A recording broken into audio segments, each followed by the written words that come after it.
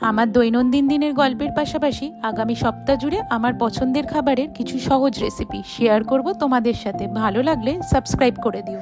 দিনটা ছিল রবিবার, আর ভেটকির কলা পাতুরি উঠছিল সবার পাতে বারবার। চলো তবে বলি। ভেটকি মাছের ফিলে নুন, পাতিলেবুর রস আর গোলমরিচের গুঁড়ো দিয়ে ম্যারিনেট করে রাখতে হবে।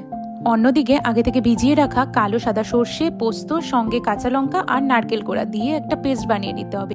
এই মিশ্রণটির মধ্যে হলুদ, নুন আর চিনি স্বাদ মতন মিশিয়ে দিয়ে আগে থেকে ম্যারিনেট করে রাখা মাছগুলো সাথে তেল আর কাঁচা লঙ্কা দিয়ে কিছুক্ষণ রেখে দিতে হবে। এইবার হলো অন্তিম আর ফাইনাল পর্ব। কলা পাতাগুলিকে সেকে ওর মধ্যে ম্যারিনেট করা ফিশ ফিলেগুলিকে দিয়ে টুথপিক বা সুতোর সাহায্যে বেঁধে লো ফ্লেমে সর্ষের তেলে ভেজে নিতে হবে। লো ফ্লেমেই ভাজবে, হাই ফ্লেমে একদম ভাজবে না। হাই ফ্লেমে ভাজলে কলা পাতাগুলো পুড়ে যাবে আর ভেতরের মাছটা কাঁচা থেকে যাবে। ব্যাস, সহজ পদ্ধতিতে করা ভেটকির কলা পাতুরি এমন একটা রেসিপি রবিবারের দুপুরে পাতে থাকলে এক থালা ভাত নিমেষেই উড়ে যাবে।